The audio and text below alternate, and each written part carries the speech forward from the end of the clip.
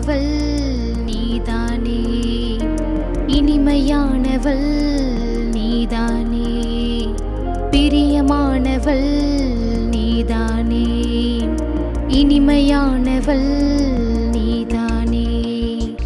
கர்த்தரால் புகழப்படும் குணசாலி நீதானே,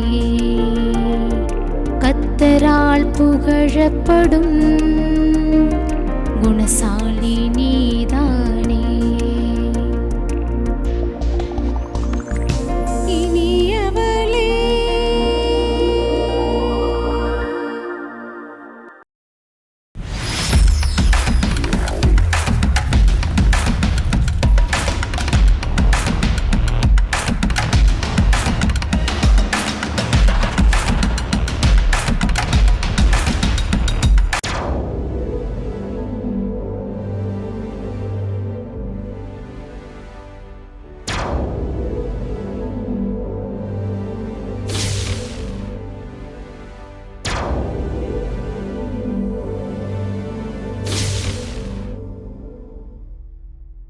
இனியவிலை என்ற பெண்களுக்கான சிறப்பு நிகழ்ச்சிகளில் உங்களை சந்திப்பதில் நாங்கள் ரொம்ப மிக்க மகிழ்ச்சி அடைகிறோம். இந்த நிகழ்ச்சியில் நம்ம என்ன பார்க்க போகிறோம் பார்த்தீங்களா, நமக்குள்ள அநேக கேள்விகள் இருக்கலாம். அதை கணவன்மார்ட்டையோ இல்லை மற்றவங்கள்ட்டையோ அம்மாமார்ட்டையோ சொல்ல முடியாத அநேக கேள்விகள் இருக்கலாம். இப்போ நம்ம மத்தியில் வனஜாமா வந்திருக்காங்க. அவங்களுக்கு அநேக அனுபவங்கள் இருக்குது. கேள்விக்கான பதிலை அவங்க அனுபவங்கள் மூலம் நம்ம தெரிஞ்சுக்க போகிறோம். சரி, வாங்க இப்போ வனஜாமாட்ட நம்ம கேள்விகளை கேட்போம். அம்மா, இந்த கணவன்மார்கள்லாம் பிள்ளைங்க பிறந்ததுக்கு அப்புறம் மனைவிமார்கள்ட்ட அன்பாவே இருக்க மாட்டுக்காங்க, அது ஏம்மா? அதாவதுப்பா, திருமணம்னு எடுத்துட்டா ஒரு ஆணும் ஒரு பெண்ணும் அப்படி இணையறாங்க இல்லையா? இப்ப ஆண் ஒரு சூழ்நிலையில இருந்து வந்திருப்பான், பெண் ஒரு சூழ்நிலையில இருந்து வந்திருக்கா. இப்ப இருவரும் கணவன் மனைவி ஆயிட்டாங்க. இந்த கணவன் பல எதிர்பார்ப்புகளோடு தனக்கு கிடைச்ச அந்த அன்பு பரிசா நினைச்சு ரொம்ப நேசிப்பான். அதே போல பெண், நமக்கு இவர் தான் எல்லாமே, நம்முடைய தாய் தகப்பன் எல்லாமே இவர் தான் அப்படின்னு சொல்லி அவளும் அதிகம் நேசிப்பா. இது திருமணம் ஆனவுடனே நடக்கிற காரியம். அதுக்கப்புறம் அவங்களுக்கு ஒரு குழந்தை எதிர்பார்க்கிறாங்க, ஒரு குழந்தை பிறக்குது. அப்ப அந்த அன்பு பகிரப்படும். இப்ப மனைவி மேல மட்டும் ஒட்டு மொத்தமா கொட்டின அன்பு இப்ப குழந்தை பக்கம் கட்டாயமா அது என்ன செய்யும், மாறும். அதாவது மனைவியை நேசிக்கணும், குழந்தைய ரொம்ப நேசிப்பாங்க. என்னுடைய வாரிசு, என் ரத்தம் அப்படின்ற ஒரு உணர்வு அந்த ஆண்களுக்கு இருக்கும். இது இயற்கையானது தான். இப்போ நம்ம அதை கொஞ்சம் ஏற்றுக்க பழகணும். அடுத்து நம்ம குழந்தையோட கொஞ்சம் போட்டி ஓடணும். எப்படின்னு சொன்னால், இப்போ அவங்க ஆஃபீஸ்லேருந்து வர்றாங்க, அல்லது ஊழியக்காரங்களா இருந்தால் ஊழியத்தை முடிச்சுட்டு வர்றாங்க. அவங்க வரும் பொழுது எப்படி வருவாங்க, டயர்டாக வருவாங்க. அப்போ அவங்களுக்கு ஒரு ஆறுதல் கிடைக்கிற மாதிரி இருக்கணும். நீங்கள் காலையிலேருந்து நான் குழந்தைய வச்சுருக்கேன்னு சொல்லிட்டு இந்த வீட்டு வேலையெல்லாம் முடிச்சுட்டு ஒரு தலை சீவாமல் ஒரு நல்ல ட்ரெஸ் பண்ணாமல் அப்படி பக்கிரி மாதிரி உட்கார்ந்துருந்தா அவங்களுக்கு எப்படி இருக்கும், ஒரு எரிச்சல் வரும். இது சாதாரணமானதான். அப்போ அவங்க வந்த உடனே அவங்களுக்கு பார்த்த உடனே ஒரு மகிழ்ச்சி ஏற்படும். என்னதான் குழந்தைய தூக்கி கொஞ்சினாலும் என் மனைவி எப்படி இருக்கா அப்படின்னு இருக்கும். அடுத்து எப்பா காஃபி குடிக்கிறீங்களா, நீங்கள் எப்படி கூப்பிடுவீங்களோ அப்படி கூப்பிட்டு அவங்களுக்கு கொண்டாந்து நல்லா சூடாக ஒரு காஃபி அல்லது ஒரு டிஃபன் அப்படி கொடுத்து நீங்கள் உங்கள் அன்பை கொட்டணும். அன்பை கொட்டும் பொழுது அந்த அன்பு திரும்ப வரும். நம்ம எதை காட்டுறோமோ எதை செய்கிறோமோ அதுதான் நமக்கு திரும்ப வரும்மா. எனவே நம்ம அன்பை காட்டணும். அம்மா, வெளியே போயிட்டு வர கணவர்மாட்ட எங்கே போயிட்டு வரீங்கன்னு கேட்டாலே எரிச்சல் அடைகிறாங்கம்மா. அதை பற்றி நாங்கள் எப்படிமா தெரிஞ்சுக்கிறது? நீங்கள் சொன்னீங்க, ஆண்கள் வெளியே போயிட்டு வராங்க, எங்கே போயிட்டு வராங்கன்றத அவங்க நம்மகிட்ட ஷேர் பண்ண மாட்டுறாங்க. கேட்டால் அவங்களுக்கு கோபம் வருது. சரியான கேள்விதான். இந்த ஆண்களுக்கு ஒரு எண்ணம் உண்டு, நான் தான் தலை, அதனால என்ன நீ கேள்வி கேட்கக்கூடாது, நீ எனக்கு துணையா உன்னை ஆண்டவர் கொடுத்துருக்கிறார், அதனால நான் என்ன செய்கிறேன் ஏது செய்கிறேன்லாம் நீ தெரிஞ்சுக்கணும்னு அவசியம் இல்லைன்ற ஒரு எண்ணம் இருக்கும். இப்போ நம்ம வந்த உடனே நீ எங்கே போயிட்டு வந்த, என்கிட்ட சொல்லவே இல்லை இங்கே போகிறீங்கன்னு அப்படின்னு நம்ம அப்படி காரசாரமாக ஒரு கேள்வியை கேட்கவே கூடாது, விட்டுறணும். சரி, எந்த நேரம் வந்தாலும் சரி, ஒரு வேளை சாயந்தரமாக வராமல் நைட் டிஃபனுக்கு தான் வர்றாங்கன்னு வச்சுக்கோங்களேன், ஒன்றுமே கேட்காம உடனே வாங்க உங்களுக்கு தோசை ஊற்றட்டுமா அப்படின்னு கேட்கணும். இல்லை உங்களுக்கு டிஃபன் எடுத்து வைக்கட்டுமா, நான் இதை செய்திருக்கேன் அப்படின்னு சொல்லிட்டு அவங்கள வரவேற்கிறதுல இருக்கணும். அதுக்கப்புறம் மெதுவாக நல்லா சாப்பிட்டு திருப்தியானவுடனே, என்னப்பா ரொம்ப நேரமா நீங்கள் வரலை, அப்படி என்ன அவசிய வேலை, ஒரு டீ குடிக்க கூட நீங்கள் வராமல் போயிட்டீங்களே அப்படின்னு நம்ம கேட்கலாம். அதுக்கும் கோவப்பட்டாங்கன்னு சொல்லிட்டா நம்ம அவங்கள ஆளுகை செய்ய முடியாது. ஜெபத்தில் வைக்கணும். ஆண்டவரே, என் மனசு ரொம்ப கஷ்டப்படுது, இவர் எங்கே போகிறாருன்னு தெரில, என்ன செய்கிறாருன்னு தெரில, என்கிட்ட ஒன்றுமே சொல்ல மாட்டுறாரு அப்படின்னு சொல்லி நம்ம என்ன செய்யணும், ஆண்டவர்கிட்ட நம்ம விண்ணப்பத்தை வைக்கணும். நிச்சயமாக ஆண்டவர் சரிப்படுத்தி தருவார். அவங்களும் உங்களோட பேசுகிற அளவுக்கு வைப்பார்.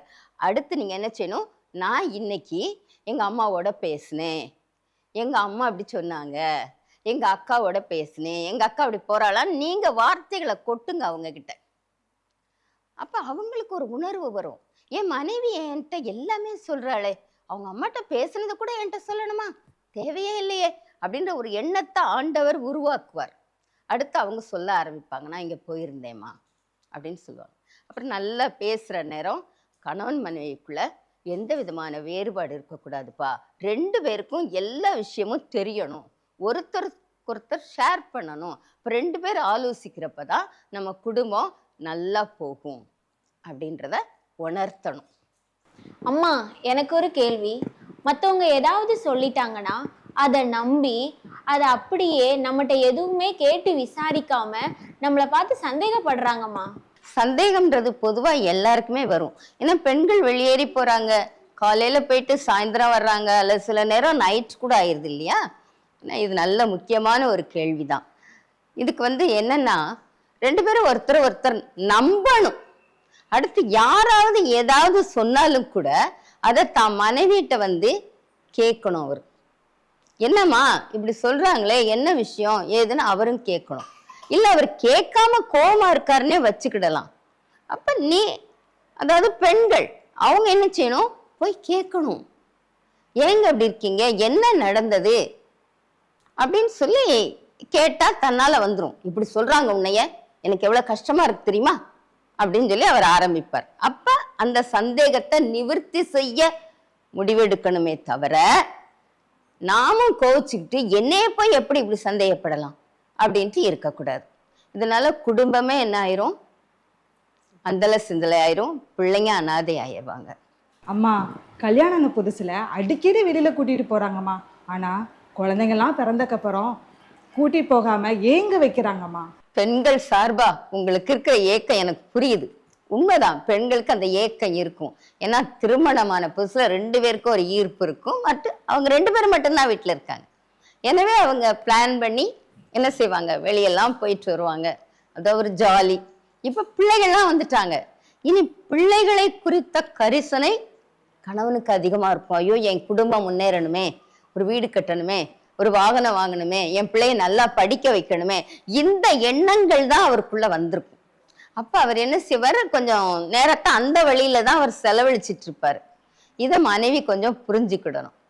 அதுக்கப்புறம் என்ன செய்யணும்னா, கட்டாயம் போகணும். அதாவது அதிகாலையில எழுந்து குடும்ப ஜெபம் நடக்கணும். அதே மாதிரி இரவுல குடும்ப ஜெபம் நடக்கணும். அந்த குடும்ப ஜெபம் நடந்தாலே அங்க ஒரு ஒற்றுமை வந்துடும். அந்த குடும்ப ஜெபத்தப்பையே முடிச்ச உடனேயே, என்னப்பா ரொம்ப நாள் ஆச்சு, எனக்கும் போர் அடிக்குது இல்ல, நம்ம எல்லாம் குடும்பமா எங்கேயாவது போயிட்டு வருவோம், மாதம் ஒரு தடவை போற மாதிரி நம்ம ஒரு திட்டம் பண்ணிக்குவோம்ப்பா அப்படின்னு சொல்லி பேசி என்ன செய்யணும், அதை ஒழுங்குபடுத்தணும்.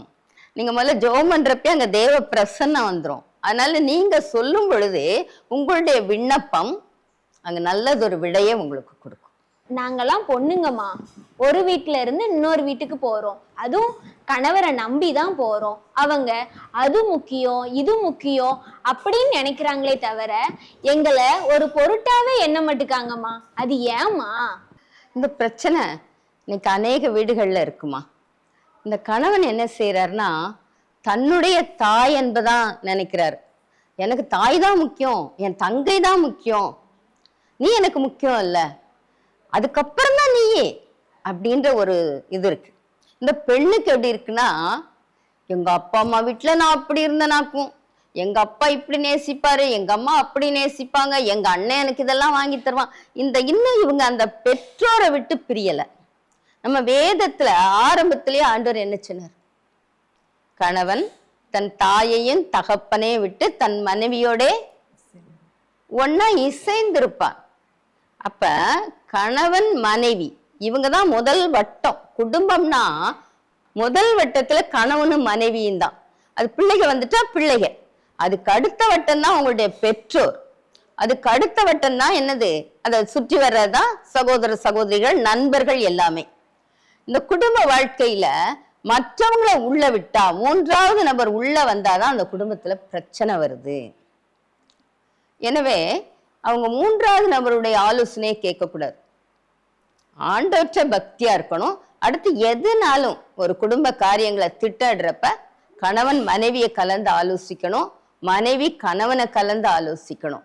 அப்படி இருந்தா அந்த குடும்பம் என்ன ஆகாது? சிதையாது. ஒரு உண்மை நிகழ்ச்சியை சொல்றேன். ஒரு கணவன் அரசாங்கத்துல வேலை பார்த்தார். நல்ல சம்பாத்தியம், மனைவி அருமையான 2 பிள்ளைகள் நினைக்கிறேன். இது நடந்தது. இந்த மனைவிட்ட அவர் சம்பாதிச்சு அப்படியே கொடுத்துருவார். மனைவி மேல நல்ல நம்பிக்கை.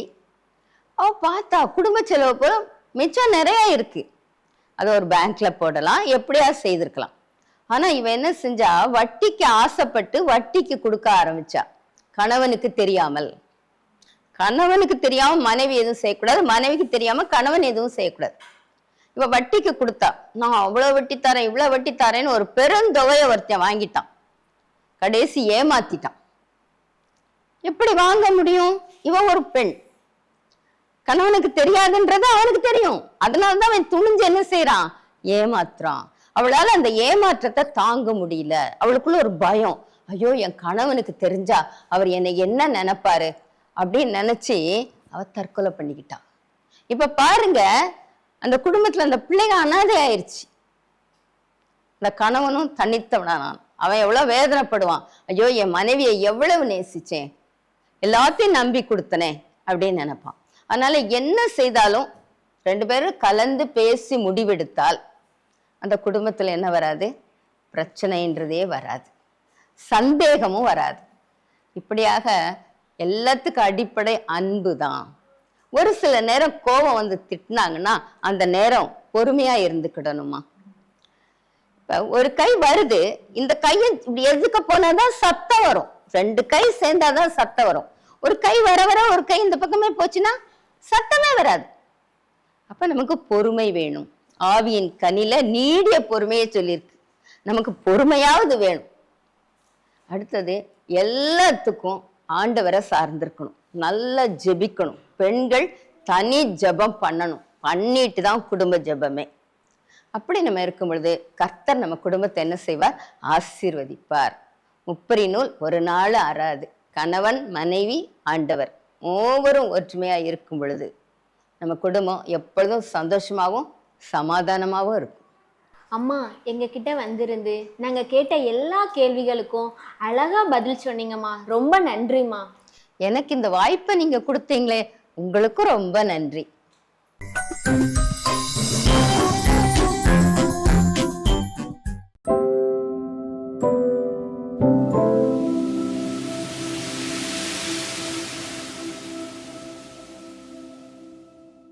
Praise the Lord. ஆண்டவராகிய இயேசு கிறிஸ்துவின் நாமத்தினாலே இனியவர்களாகிய உங்களை இன்னும் இனிமையாக மாற்றுவதற்கு ஆண்டவர் நம்மோடு பேசிக்கொண்டே இருப்பார். நம் வாழ்நாளெல்லாம் நம்ம என்ன செய்யணும்? பரிசுத்தம் உள்ளவன் இன்னும் பரிசுத்தமாகட்டும், நீதி செய்கிறவன் இன்னும் நீதி செய்யட்டும். இல்லை, அநீதி செய்கிறவன் இன்னும் அநீதி செஞ்சுட்டு போகிறான், அசுத்தம் உள்ளவன் இன்னும் அசுத்தத்தையே செஞ்சுட்டு போகிறான். சொல்லலாம், புத்தி தான் சொல்லலாம். ஆனால் யாரையும் கையை பிடிச்சி என்ன செய்ய முடியாது? இழுக்க முடியாது இல்லையா? அவரவர் தீர்மானம் எடுத்து தான் இனியவர்களாக எப்பவும் மாறலாம். ஆண்டவர் நம்ம இனிமையானவர்களாக மாற்றுவதற்காக தான் அந்த ஆண்டவர் நமக்காக வந்தார். அவர் இனிமையானவர். இப்போ நம்ம இனியவள் அப்படிங்கிறது ஏதோ நம்முடைய வாழ்க்கையில் திருமணத்திற்கு முன்னால் சிறிய பிள்ளைகளாக இருக்கும்போது, இல்லை வயோதிபர்களாக இருக்கும்போது அப்படின்லாம் நம்ம நினைக்கிறோம். ஆனால் திருமணம் ஆன பிறகும் கூட இனிமையை இழந்து விடுகிறவர்கள் நிறைய இருக்கிறாங்க இப்போ காலத்தில். என்ன, வேலை பார்க்கிறவர்கள், வேலை பார்க்காதவர்கள், வெளி தேசங்களுக்கு நாகரீகங்களை பின்பற்றுறோம். தமிழ்நாட்டிலேயே, நம்ம நாட்டில் எல்லாம் பரிசுத்தம்லாம் சொல்ல முடியாது, எல்லா இடங்களிலும் இப்படிப்பட்ட காரியங்கள் காணப்படுகிறது. நீதிமொழிகள் 7வது அதிகாரத்தில் நம்ம பார்க்குறோம், ஒரு பெண்ணை குறித்து பேசும்போது ஒரு ஆணோட பேசிகிட்டு இருக்கும்போது என்ன வார்த்தை, எவ்வளோ ஒரு ஷாக்கிங்காக இருக்குது அவள் பேசுகிற வேர்டுன்னு பாருங்களேன். நீதிமொழிகள் 7:19 அவள் சொல்கிறா, புருஷன் வீட்டிலே இல்லை, தூர பிரயாணம் போனான், பணப்பையே தன் கையிலே கொண்டு போனான், குறிக்கப்பட்ட நாளிலே வீட்டுக்கு வருவான் என்று சொல்லி தன் மிகுதியான இனிய சொற்களால் அவனை வசப்படுத்தி தன் உதடுகளின் மதுர வாக்கினால் அவனை இணங்க பண்ணினாள். இப்போ இதுலேருந்து என்ன தெரியுது, ஷீ இஸ் மேரீடு. அவள் ஹஸ்பண்ட் ஒருவேளை பணம் சம்பாதிக்கிறதுக்காக ஃபாரின் போயிருக்கலாம், இல்லாது வெளி ஊர்களுக்கு பிஸ்னஸ் விஷயமாகவோ வேலை விஷயமாகவோ ட்ரான்ஸ்ஃபர்லேயோ போயிருக்கலாம். அப்படிப்பட்ட நேரத்தில் அப்போ தான் நம்ம தனிமையாக இருக்கும்போது தான் கர்த்தர் நம்ம என்ன செய்கிறாரு, நம்ம எப்பொழுதும் ஆர்டர் பார்த்து கொண்டு தான் இருக்கிறாரு. அதுலேயும் நாம் செய்கிற ஒவ்வொரு காரியத்தின் நோக்கம், உள்ளத்தில் நம்முடைய நோக்கம் என்னவா இருக்குது அப்படிங்கிறது உலகத்தை நம்ம ஏமாத்திடலாம், ஆனால் ஆண்டவரை ஒரு நாள் ஏமாற்றவே முடியாது. என்ன, இங்கே ஒரு பெண்ணை குறித்தும் ஒரு ஆணை குறித்தும் போட்டிருக்குது. 7வது அதிகாரம் 7வது வசனத்தில், பேதையர்களாகிய வாலிபருக்குள்ளே ஒரு புத்தீன வாலிபனை கண்டு அவனை கவனித்தேன். உலகம் நம்மளை கவனிக்குது. யாருமே தெரியாத ஏரியாவுக்கு போயிட்டோன்னா, இன்றைக்கி நிறைய தப்பு அப்படி நடக்குது. நம்ம ஏரியாக்குள்ளே இருந்தோன்னா யாராவது பார்த்துருவாங்க, போய் சொல்லி கொடுத்துருவாங்க. நம்ம இன்னொரு ஏரியாவுக்கு போயிட்டோன்னா, இன்னொரு ஊருக்கு போயிட்டோன்னா, இன்னொரு ரிமோட் பிளேஸ்க்கு போயிட்டோன்னா நம்ம செய்கிற தப்பு வெளியவே தெரியாது. வெளியே மனுஷருக்கு தெரியணும்னு அவசியமே இல்லை. ஆண்டவர் பார்த்து கொண்டே இருக்கிறார். பூமி எங்கும் உலாவி திரிகிற கண்களை உடையவர். அவர் கண்ணை மறைக்கவே முடியாதுன்ற பயம் நமக்கு இருக்க வேண்டாம். அப்போ தான் இனியவர்களாக இருக்க முடியும். என்ன, ஆண்டவரை பிரியப்படுத்தும் போது. அப்போ ஒரு வாலிபன் அவன் மாலை மயங்கும் அஸ்தமான நேரத்திலும் இரவின் இருண்ட அந்தகாரத்திலும் அவள் இருக்கும் சந்துக்கடுத்த தெருவில் சென்று அவள் வீட்டு வழியாய் நடந்து போனான். இப்படிப்பட்ட தவறான ஒரு பெண் அந்த இடத்துல இருக்கிறா அப்படிங்கிறது எல்லாருக்குமே தெரியும், பரவிடும் இந்த செய்தியெல்லாம். இந்த அம்மா, இந்த பெண் அவங்க ஹஸ்பண்ட் இல்லைன்னா அவங்க என்ன செய்வாங்க, தவறான காரியங்களுக்கு உடன்படுவார்கள். வெளியே பார்க்க ரொம்ப ரெஸ்பெக்டபிள் பர்சன், ஒரு நல்ல கனம் பெற்றவர்களாக கூட இருக்கலாம், நமக்கு தெரியாது, எப்படி ஸ்டேட்டஸ்லேயும் தப்பு செய்யலாம்.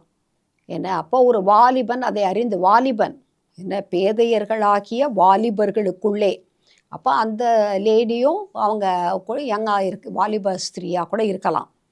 அவன் என்ன பண்ணுறான், எப்போ மாலை மயங்கும் அஸ்தமன நேரம் பாருங்கள், வெளியே என்ன செய்யக்கூடாது, தனியாக போகக்கூடாது. சாயங்கால வேளைகளிலே இருட்டு 6 மணிக்கு அப்புறம் வெளியே போகிறது நல்லது கிடையாது. பொம்பளை பிள்ளைங்க, ஆம்பளை பிள்ளைங்களையும் சேர்த்து தான் இந்த காலத்தில் சேர்த்து சொல்லணும்.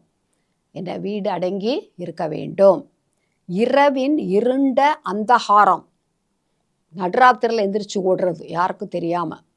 அப்போ நடுராத்திரியில் வெளியே போனால் தப்பு தெரியாதான். அம்மா அப்பாவுக்கு தெரியாமையே கதவை திறந்து வெளியே போகிற அந்த தவறான பழக்க வழக்கங்கள் கூட இருக்குது. இப்போ ரொம்ப பூட்டின வீடெல்லாம் இருக்காது, சாதாரண வீடுகளும் இருக்குது. என்ன, அப்பொழுது இதோ வேசியின் ஆடை ஆபரணம் தரித்த தந்திர மனமுள்ள ஒரு ஸ்திரீ அவனுக்கு எதிர்பட்டாள். அவளும் எப்படி இருக்கா, இப்படிப்பட்ட தவறான காரியத்திற்கு அவள் மனம் தந்திரமான மனம். அது எதில் தெரியுது, அவளுடைய உடை. அவள் உடை எப்படி உடையா, வேசியின் ஆடை ஆபரணம் தரித்தவள், தன்னை அலங்கரித்து கொண்டிருக்கிறாள். அப்படி சாதாரணமான ஒரு குடும்ப பெண்ணுடைய அலங்கரிப்புக்கும் ஒரு தவறான நடக்கை உள்ள மனநிலை உள்ள பெண்ணினுடைய ட்ரெஸ்ஸிங்க்கு வித்தியாசம் உடனே கண்டுபிடிச்சிடலாம்.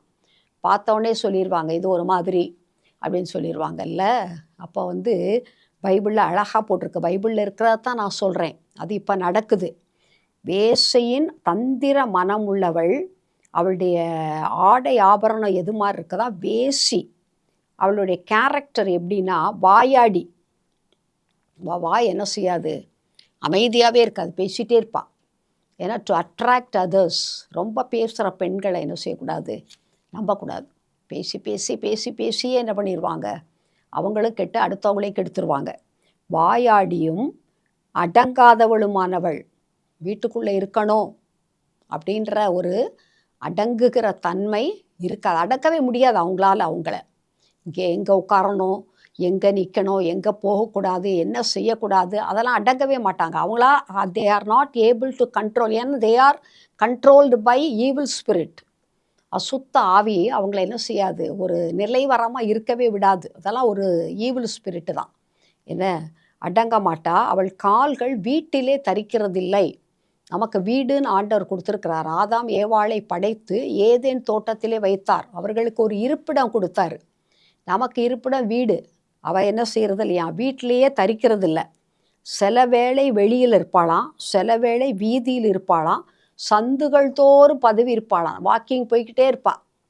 எங்கேயாவது அந்த ஃப்ரெண்டை பார்க்க போகிறேன், அதை வாங்க போகிறேன், இவங்களை மீட் பண்ண போகிறேன் அப்படின்னு ஏதாவது ஒரு ரீசன் சொல்லுவாள். நல்ல நீட்டாக தந்திரமாக மனம் இருக்கும், ஆடை ஆபரணம் வேஷ்டி மாதிரி இருக்கும். அவளால் வீட்டில் கதவு தனிமையாக இருக்க முடியாது. அவள் என்ன பண்ணிக்கிட்டே இருப்பாள், தெரு வழியாக, வீதி வழியாக, சந்துகள் வழியாக ஏதாவது ஒரு ரீசன் சொல்லிட்டு போயிட்டே இருப்பாள்.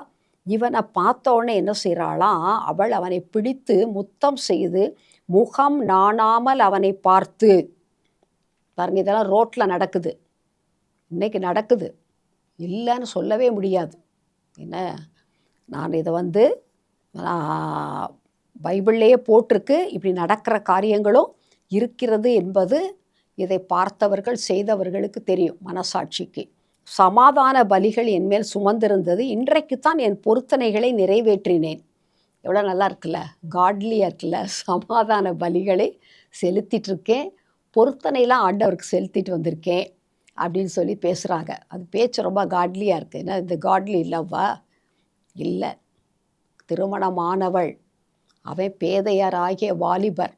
இதை பொருத்தனை சமாதான பலியெல்லாம் ஏற்றுக்கொள்ள முடியுமா? ஏற்றுக்கொள்வாரா ஆண்டவர்? நல்லா யோசிக்கணும். தவறு தான் எந்த வேஷத்தில் செஞ்சாலும்.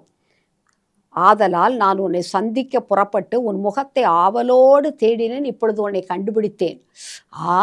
நானும் அவளை தேடி வந்திருக்கேன், அவளும் என்னை தேடி வந்திருக்கிறா. எப்பொருத்தம் இப்பொருத்தம், நாங்கள் 2 பேரும் சந்திச்சிட்டோம். ஆண்டவரே இந்த சந்திப்பை உண்டாக்குனார்.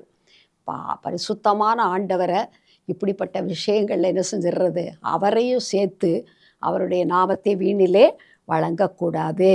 என் மஞ்சத்தை இரத்தன கம்பளங்களாலும் எகிப்து தேசத்து விசித்திரமான மெல்லிய வஸ்திரங்களாலும் சிங்காரித்தேன்.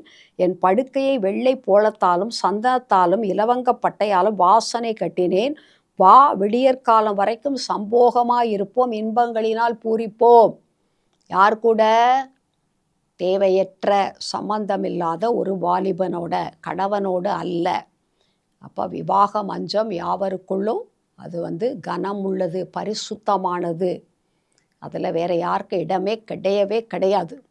இவ என்ன சொல்கிறா, படுக்கை மஞ்சத்தை இரத்தன கம்பளங்களால், என்ன, எகிப்து தேசத்து விசித்திரமான மெல்லிய வஸ்திரங்களால் சிங்காரிச்சு வச்சுருக்கிறாளாம். அதில் வெள்ளை போலம் சந்தனம் இலவங்கப்பட்ட இது வேறு, சென்ட் வேறு.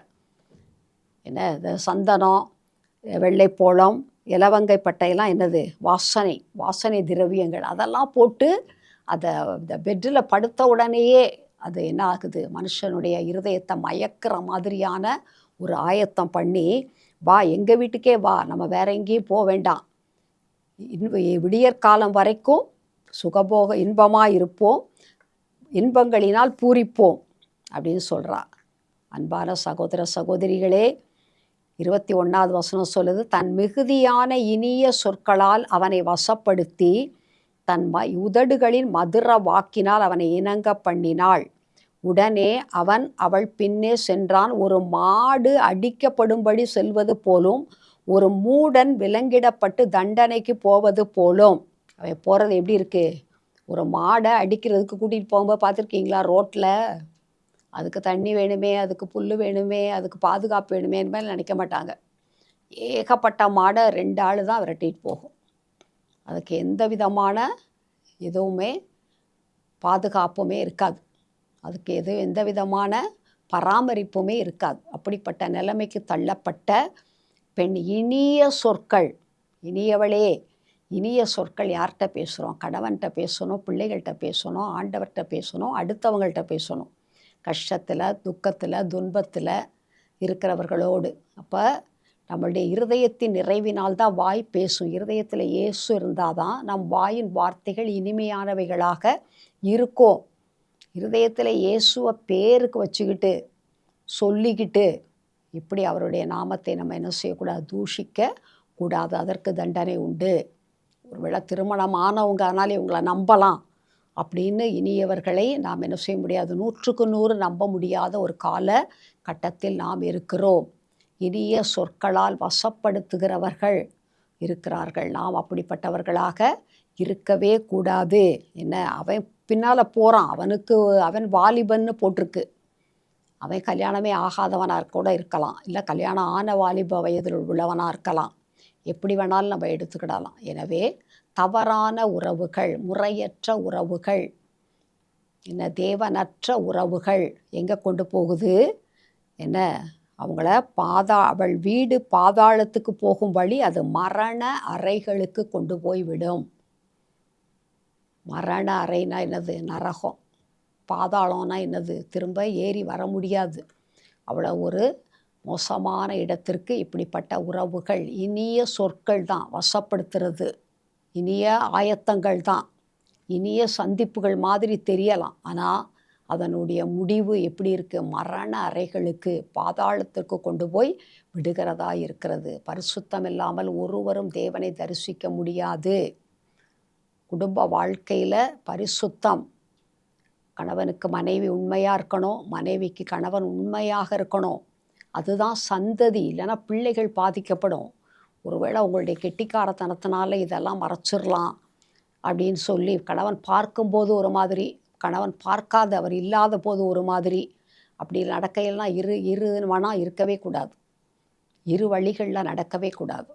பார்த்தாலும் பார்க்காவிட்டாலும் நான் ஒருவருக்கு சொந்தமாயிட்டேன், இனிமேல் என்னுடைய மரண பரியந்தம் அவருடைய மனைவி தான். என்ன, நம்ம மணவாட்டியாக என்ன கிறிஸ்துவுக்கு இருக்கணும்னா இது ரொம்ப முக்கியம். நாம் கல்யாணம் பண்ண கணவனுக்கு ஏற்ற மணவாட்டி. சொசைட்டி ரொம்ப டெவலப் ஆகிடுச்சு, எல்லாரும் மிங்கிள் ஆகலாம், அதிலெல்லாம் ரெஸ்ட்ரிக்ஷன்லாம் இல்லை. No, there is restriction. பரிசுத்தத்திற்கென்று ஒரு அளவு இருக்கிறது, அதை தாண்டி போனால் அது அசுத்தம்தான். அது பெரிய ஹை சொசைட்டி கிடையாது. Be careful. என்ன, வேதத்தில் இருக்கிறத தான் நான் சொல்லியிருக்கேன். எனவே இனிய சொற்களால் வசப்படுத்தி நாம் தவறு செய்யக்கூடாது. இனிய சொற்களால் நாம் ஆண்டவரை மகிமைப்படுத்தி இனிமையானவர்களாக வாழ கர்த்தர் நமக்கு உதவி செய்வராக. ஜெபிக்கலாமா? அன்பின் பரலோக பிதாவே, வேதத்தில் எழுதப்பட்ட காரியங்கள் எத்தனையோ 1000 ஆண்டுகளுக்கு முன்பாக எழுதப்பட்டுச்சு. ஆனாலும் கடைசி நாட்களிலே, கொடிய காலங்களிலே இந்த காரியங்கள்லாம் சர்வசாதாரணமாக, எந்த பயமும் இல்லாமல், யார் பார்க்குறாங்க அப்படிங்கிற ஒரு எண்ணமே இல்லாதபடி ரொம்ப திறமையாக, ரொம்ப ஹை சொசைட்டியாக, ரொம்ப எஜுகேட்டடாக நம்ம ஃபாரின் கல்ச்சரில் செய்கிறோம் அப்படிலாம் நினச்சி தவறுகள் செய்து விடாதபடி என் ஆண்டவர் தாமே இனிய சொற்கள், ஆண்டவரே அப்பா உமக்கு ஸ்தோத்திரம், உம்மை மகிமைப்படுத்துகிற, மற்றவர்களுடைய காயங்களை ஆற்றுகிற, கண்ணீரை துடைக்கிற, உறவுகளை ஆண்டவரே ஆழப்படுத்துகிற, மக்களை ஆண்டவரே அப்பா உம்மோடு இணைக்கிற இனிய சொற்களாக இருந்து இனியவர்களாக வாழ தங்களை ஒப்புக்கொடுக்க, இப்படிப்பட்ட தவறான அந்தரங்க காரியங்களை எல்லாம் வெறுத்து விட்டுவிட கர்த்தர் உதவி செய்யும்படியாக, பரிசுத்தப்படுத்தும்படியாக, இனிமையானவளே என்று அழைக்கப்படத்தக்கதாக மாற்றும்படியாக ஜெபிக்கிறோம். ஆண்டவர் பரிசுத்த ஆவியானவர் உதவி செய்கிறதற்காய் ஸ்தோத்திரம். இயேசுவின் நாமத்தில் பிதாவே, ஆமேன்.